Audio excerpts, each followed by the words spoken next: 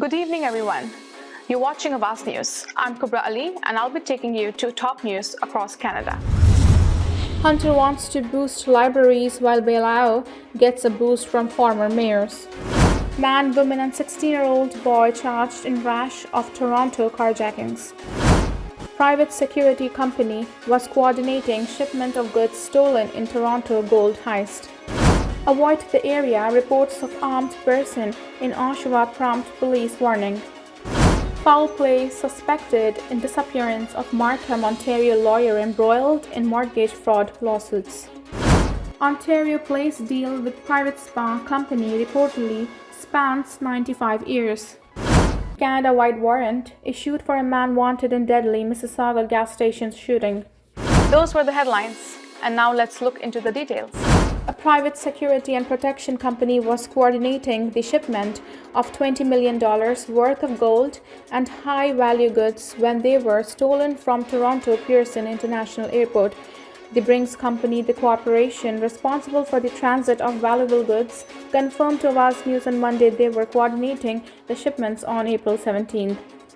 While Brinks was coordinating the shipment, a source told Awaz News last week, Air Canada was a possession of goods when they were stolen. The goods arrived on an Air Canada flight earlier in the day, the source said.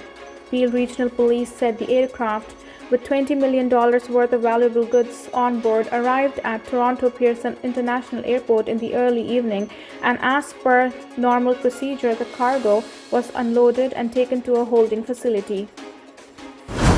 Ontario's NDP leader is asking the provincial government to come clean about its Ontario Place redevelopment plan, which she described as a backroom deal with an Austrian spa company whose lease could reportedly last nearly a century.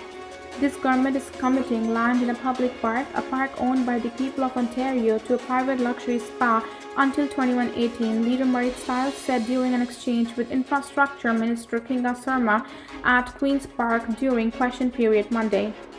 Stiles' demand to make the details of the lease public follow a recent report by Global News as the length of the agreement. In a statement to Awaz News, Sarma's office didn't confirm the length of the contract, citing the need to protect the integrity of future negotiations. The government's plan for the future Ontario Place, which has been sitting in the shadow of its former glory since it was decommissioned in 2012, became more clear last Tuesday. At a news conference, Premier Doug Ford and Sarma announced the Ontario Science Centre would be moved to the waterfront space to complement the previously announced 22,000 square meter spa and 48,000 square meters of the public land. Therma Canada, which was selected by the government to scale up the well-being space in 2021, did not respond to Awaz News' request for comment on the reported length of the lease. The project is estimated to cost taxpayers as much as $650 million. Ford said Therma will cough up $500 million in the capital investment, and Sarma added Monday that the tenant will continue to invest in the land that surrounds what's been described as a mega spa. The request to see the now secret lease followed a motion by Toronto Councillor Gord Burks on Thursday that delayed a land swap between the city and the province needed to see the redevelopment through. According to the motion, the land exchange of 16 city-owned acres won't be considered until the provincial government provides its lease agreement with the Austrian resort developer. The development application is approved by the council and the federal government expresses its interest or disinterest in taking over the land. 3 people have been arrested in connection with a rash of gunpoint carjackings, including a 16-year-old boy. The 4 incidents all took place between April 17 and April 19 in the Wexford, Park Woods, and Humber Summit neighborhoods of Toronto. Police say that in each incident, a lone male approached a victim or victims, produced a handgun, and demanded the keys to their vehicles. In 3 of the incidents, the suspect was successful and fled the scene in a vehicle belonging to the victims. Police say, however, in the 4th incident, he left the scene empty-handed. On April 20th, police say the investigators located 2 of the stolen vehicles and took 2 individuals into custody as they attended to those vehicles. A search warrant was then executed, leading to the seizure of an airsoft handgun with an extended magazine. The third suspect, a 16-year-old boy, turned himself into police on April 22nd after a warrant was issued for his arrest. He's facing 11 charges, including 2 counts of robbery with the firearm. The other suspects taken into custody are 33-year-old Jonathan Heffernan and 31-year-old Jessica Chalk. Heffernan is facing 24 charges, including 3 counts of robbery with a firearm. Chalk is only charged with a single count of possession of property obtained by crime.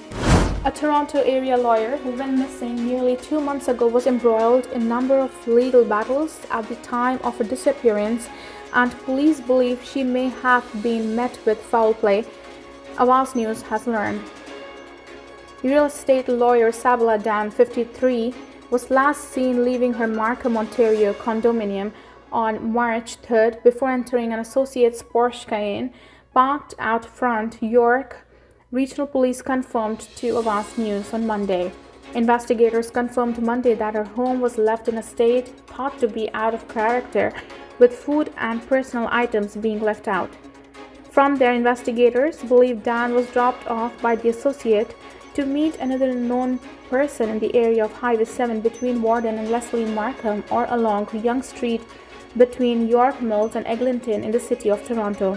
At the time of Dan's disappearance, court documents filed with the Ontario Superior Court of Justice show she was facing at least 4 civil lawsuits alleging she had taken out fraudulent bank loans to obtain mortgages on a number of Toronto area properties.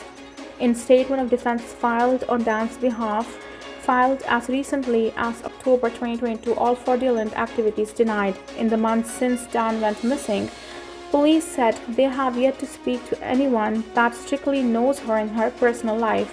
They also state Dan may have gone by other names, including Rui Dan and Rurin Dan.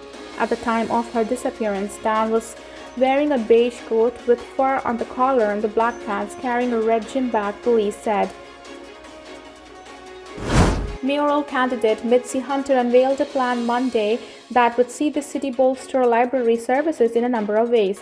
The former education minister was outside a library in Parkdale this morning to unveil her 4-point plan for libraries. It would see libraries create more safe places for young people by opening 16 new youth hubs to complement the existing 24. The hubs would offer drop-in spaces for teens after school and in the summer. The plan would also use libraries as hubs for a housing support program that expands street outreach to support the most vulnerable, and would use existing municipal assets to create a municipal broadband network.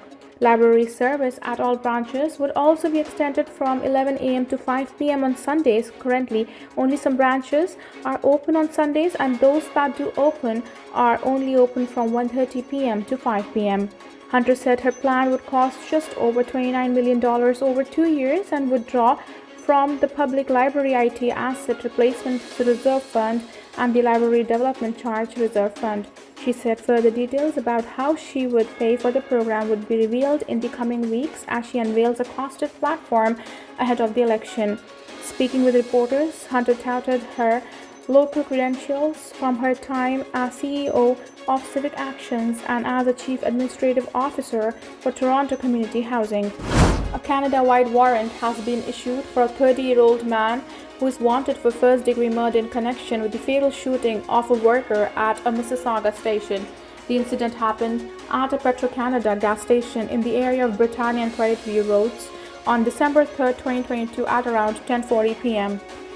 Investigators have previously said that the victim, identified as Pavanpreet Kaur of Brampton, was shot at close range and that she was targeted. They also said that she worked at the gas station. Police also noted that they believe that the suspect was in the vicinity of the gas station up to 3 hours before the shooting. Days after the murder, investigators released surveillance video of an alleged suspect seen riding a bicycle in the area shortly before the shooting. Police said the individual, who was last seen wearing a 3/4 length dark winter jacket with a hood, dark winter boots, dark pants, a dark winter toque, white glove, and a hood that he pulled over his head shortly before the shooting, was cycling on Credit View Road. north of Sir Monty's Drive at around 10 p.m. and again at Cam Green Circle shortly after that. Both locations are meters away from the gas station where the fatal shooting occurred. Police said that they have since located the bicycle in question, which they described as a maroon Sportec Ridge Runner mountain bike. The suspect, meanwhile, was last seen running away from the station following the shooting, heading west across Craigbee Road, west on Britannia Road, and west of Cam Green Circle. Dharam Singh Dhaliwal, 30, is now wanted for first-degree murder. Police said he intentionally went missing last September 2022 as part of a plan in the murder of Pawanpreet Kaur. The suspect is described as South Asian, 5'8" and 170 pounds with a tattoo on his left hand. Peel Regional Police say they are strongly encouraging Dhaliwal to get a lawyer and surrender to authorities. Thank you for tuning in. I'm Kubra Ali. I'll be back tomorrow, same time, same channel. Have a good night.